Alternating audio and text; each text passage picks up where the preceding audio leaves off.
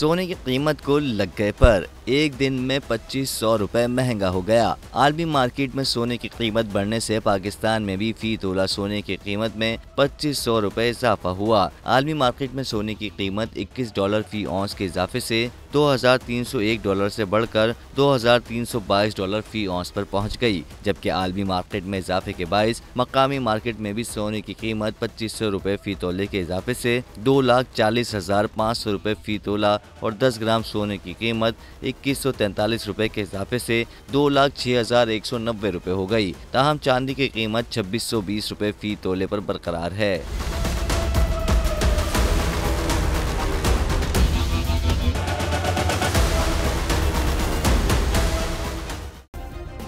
Subscribe करें और bell दबाएं ताकि कोई खबर रह न जाए।